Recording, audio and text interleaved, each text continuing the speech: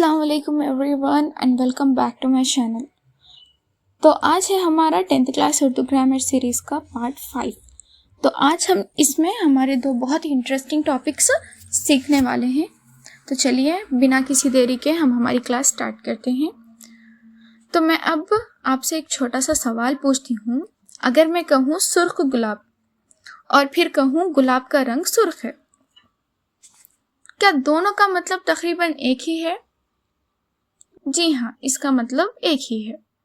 اب ایک اور سوال، درد دل اور دل کا درد، کیا دونوں کا مطلب بھی ایک ہی ہے؟ بالکل۔ تو آخر اس میں فرق کہاں ہے؟ تو بس یہی فرق آج ہم بہت آسان انداز میں سیکھنے والے ہیں۔ تو آج کی کلاس کے بعد ترکیب توصیفی اور ترکیب اضافی کبھی نہیں بھولیں گے۔ پہلے تو ہم سمجھتے ہیں ترکیب توصیفی کیا ہے۔ تو سب سے پہلے کتاب کی مثال دیکھتے ہیں، گلے سرخ، اس کا مطلب کیا ہے؟ تو اس کا مطلب ہے سرخ گلاب۔ اب دوسری مثال سمجھتے ہیں، قصہ پارینہ، تو اس کا مطلب ہے پرانا قصہ۔ اب یہاں آپ ذرا غور کیجئے، یہاں الفاظ کی ترتیب بدل گئی ہے۔ گلے سرخ سرخ گلاب بن گیا ہے، قصہ پارینہ پرانا قصہ بن گیا، لیکن کہیں بھی کا، کے، کی یہ جو ہے حرف استعمال نہیں ہوئے۔ تو یہی اس سبق کی سب سے اہم بات ہے۔ تو اس کی تعریف کچھ اس طرح ہوگی، جب کوئی لفظ حمزہ اضافت یا کسرہ اضافت کے ساتھ استعمال ہو مگر کا، کے، کی کے معنی پیدا نہ ہوں تو اسے ترکیب توصیفی کہتے ہیں۔ سو اسٹوڈینٹس، یہ تعریف شاید پہلی بار میں مشکل لگے، لیکن میں اسے بہت آسان کر دیتی ہوں۔ اگر کوئی لفظ صرف کسی چیز کی خوبی یا صفت بیان کر رہے ہوں تو وہ ترکیب توصیفی ہوگی۔ تو کتاب کی یہاں پہ دوسری مثال پر غور کرتے ہیں، سرد موسم۔ تو یہاں سوال کیا ہے؟ موسم کیسا ہے؟ تو اس کا جواب ہے سرد۔ پھر ہے سفید گھوڑا، کیسا گھوڑا؟ سفید۔ پھر ہے کالا کوا، کیسا کوا؟ کالا۔ پھر ہے نیلا آسمان، تو کیسا آسمان؟ نیلا۔ تو یہ تمام مثالیں ایک ہی بات بتا رہی ہے، پہلا لفظ دوسرے لفظ کی صفت بیان کر رہا ہے، ٹھیک ہے؟ اس کے بعد سمجھتے ہیں مرکب توصیفی کیا ہے۔ تو اب کتاب میں ایک نئی بات آئی ہے، وہ ہے مرکب الفاظ، ٹھیک ہے؟ وہ مرکب الفاظ جو صفت اور موصوف سے مل کر بنتے ہیں مرکب توصیفی کہلاتے ہیں۔ تو یہاں پہ صفت کیا ہے؟ تو جو خوبی بتائے، ٹھیک ہے، یعنی کہ جو اسپیشلٹی بتائے۔ اس کے بعد ہے موصوف کیا ہے؟ تو موصوف ہے جس کی خوبی بیان ہو رہی ہو، ٹھیک ہے، اس چیز کو موصوف کہتے ہیں۔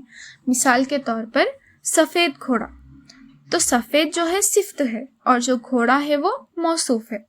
اس کے بعد ہے گرم پانی، تو جو گرم ہے وہ اس کی صفت ہے، اس کی اسپیشلٹی ہے، اور پانی جو ہے موصوف ہے، یعنی کہ ہم پانی کی وہاں پہ خوبی بیان کر رہے نا، تو پانی جو ہے موصوف ہے۔ اس کے بعد ہے میٹھا آم، تو میٹھا کیا ہے؟ صفت ہے، اور آم کیا ہے؟ موصوف ہے، ٹھیک ہے؟ تو چلیے اب اس کے بعد ہم مشق سمجھتے ہیں۔ تو کتاب میں یہاں پر کچھ الفاظ دیے گئے ہیں، انہیں دیکھ کر پہچاننا ہے کہ کون سی ترکیب توصیفی ہے۔ تو حل کرتے وقت ہمیشہ خود سے پوچھو، کیا پہلا لفظ دوسرے کی صفت بتا رہا ہے؟ اگر ہاں تو جواب ہے ترکیب توصیفی، ٹھیک ہے؟ اس کے بعد مشق نمبر 2 جو ہے، تو خالی جگہوں میں مناسب صفات بھرنی ہے۔ مثلا پانی تو ٹھنڈا پانی، زمین زرخیز زمین، انسان نیک انسان، مزاج خوش مزاج۔ سو اسٹوڈینٹس، یہاں کوئی ایک جواب ضروری نہیں، مناسب صفت آئے گی تو جواب درست ہو جائے گا، ٹھیک ہے؟ آپ کوئی بھی اس کی اسپیشلٹی، اس کی صفت لکھ سکتے ہیں۔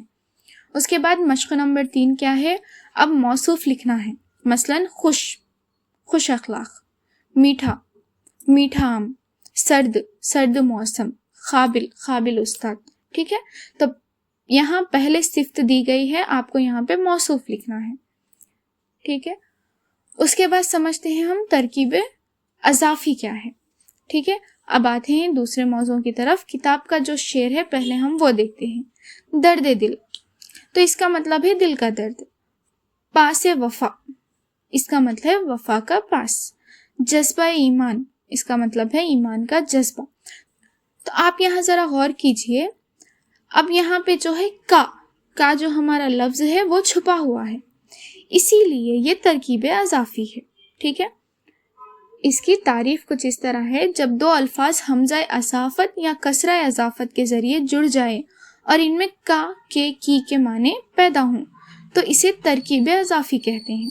ٹھیک ہے، آسان الفاظ میں سمجھے تو صرف دیکھو کیا کا کے کی یہ لفظ لگے ہوئے ہیں، اگر ہاں تو یہ ہے ترکیب اضافی. مثال کے طور پر درد دل یعنی کہ دل کا درد، حصول علم کا حصول، رسول خدا یعنی خدا کے رسول، راز الفت کا راز. ٹھیک ہے، اگر معنی میں کا کے کی آ جائیں تو ترکیب اضافی ہوگے.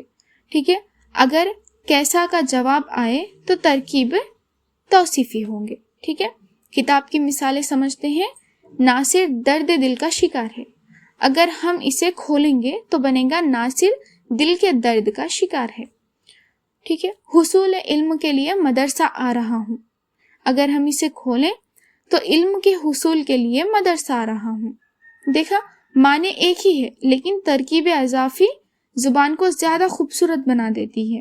ٹھیک ہے، اس کے بعد اگلا مشق ہے ان تراکیب کو کھولنا ہے. گردش فلک یعنی فلک کی گردش، روز قیامت یعنی قیامت کا دن، رسول خدا یعنی خدا کے رسول، راز الفت کا راز، دست وفا کا ہاتھ، بیضہ مرغ کا انڈا. ٹھیک ہے، اس کے بعد ہے مشق نمبر 2. اب سادہ الفاظ کو ترکیب اضافی میں بدلنا ہے. حق کی راہ حق، اس کے بعد ہے خدا کی اطاعت خدا، حق کا پیغام حق، تعلیم کا طریقہ تعلیم، ندامت کا احساس ندامت. ٹھیک ہے، اسٹوڈینٹس، آج ہم نے ترکیب توصیفی اور ترکیب اضافی کو بہت ہی نہایت آسان انداز میں سمجھا. یاد رکھیں، اگر کوئی لفظ کسی چیز کو صفت یا خوبی بیان کرے تو وہ ترکیب توصیفی ہے، اور اگر معنی میں کا کے کی پوشیدہ ہوں تو وہ ترکیب اضافی ہے. ٹھیک ہے، آئی ہوپ آپ کو یہ ٹاپک اچھے سے سمجھ آ گیا ہوگا. تو چلیے اب بڑھتے ہیں اگلے ٹاپک کی طرف.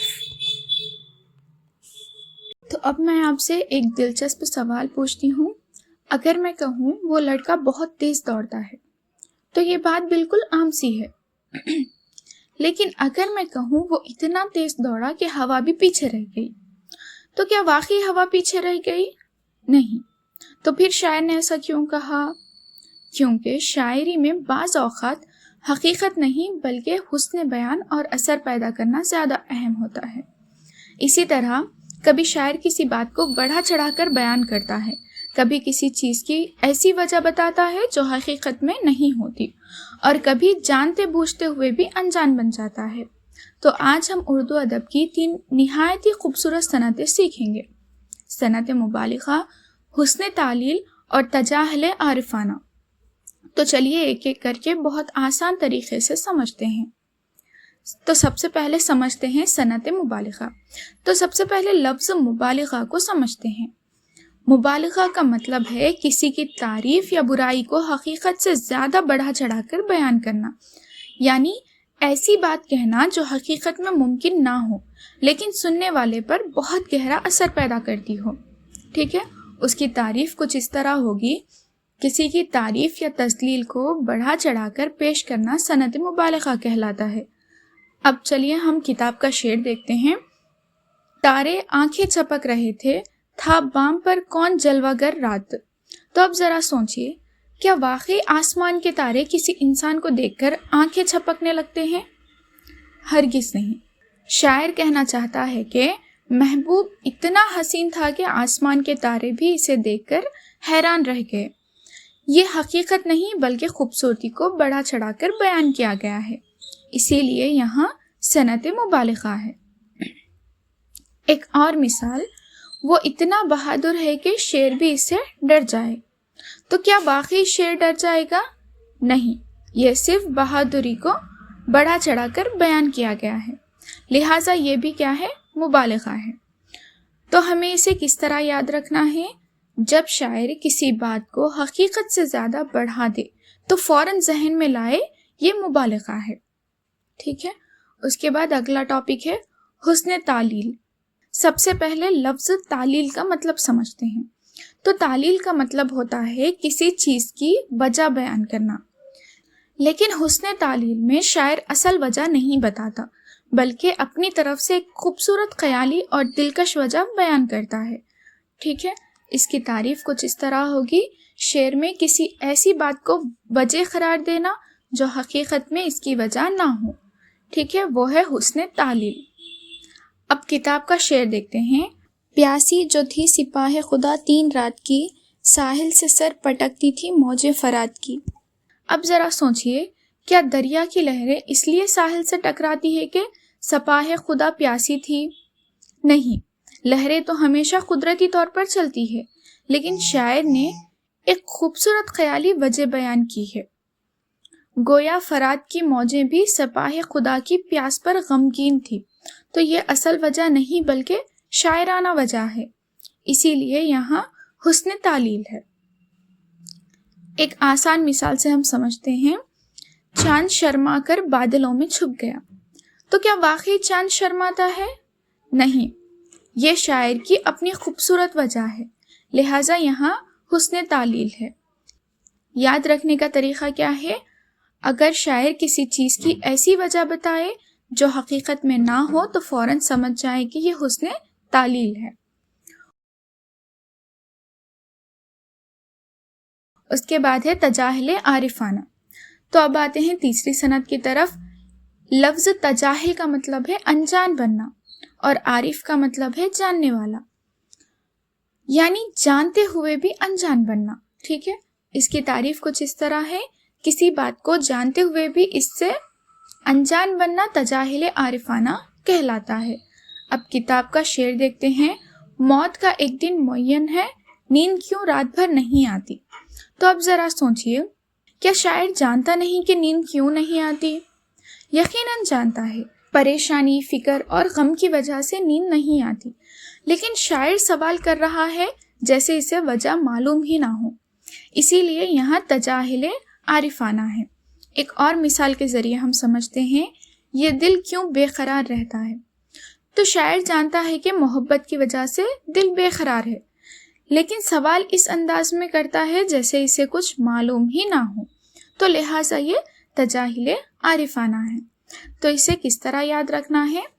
جب شاعر سب کچھ جانتے ہوئے بھی سوال کرے یا انجان بنے تو فوراً ذہن میں لائے کہ یہ تجاہل عارفانہ ہے. تو تینوں صنعتوں کا فرق کیا ہے؟ مبالغہ یعنی کہ بات کو بڑا چڑھا کر بیان کرنا، حسن تعلیل یعنی اصل وجہ چھوڑ کر خوبصورت خیالی وجہ بیان کرنا، اور تجاہل عارفانہ مطلب جانتے ہوئے بھی انجان بن جانا. ٹھیک ہے. اب مشق حل کرتے ہیں. پہلا شعر. چل کے جو تیغ قہر کسی روز جنگ میں، ٹہرے نہ سائے خوف کے مارے بدن کے پاس. تو بتائیے، کیا خوف کا سایہ بھی بھاگ سکتا ہے؟ نہیں، یہ دشمن کے خوف کو بڑھا چڑھا کر بیان کیا گیا ہے. تو اس کا جواب ہوگا صنعت مبالغہ. اس کے بعد دوسرا شعر ہے. سر خمیدہ نہیں بے سبب ضعیفی میں، زمین ڈھونڈ رہا ہوں مزار کے قابل. تو شاعر کیوں جھکا ہوا ہے؟ کیا واقعی وہ زمین تلاش کر رہا ہے؟ نہیں، یہ بڑھاپے کی ایک خوبصورت خیالی وجہ بیان کی گئی ہے. تو اس کا جواب ہوگا حسن تعلیل. اس کے بعد تیسرا شعر ہے. اس کو بھولا نہ چاہیے کہنا، صبح جو جائے اور آئے شام. تو کیا شاعر حقیقت نہیں جانتا؟ وہ جانتا ہے کہ محبوب کو بھلانا آسان نہیں، لیکن ایسے انداز میں بات کرتا ہے جیسے یہ بات سمجھانے کی ضرورت ہو. تو جواب ہے تجاہل عارفانہ. ٹھیک ہے.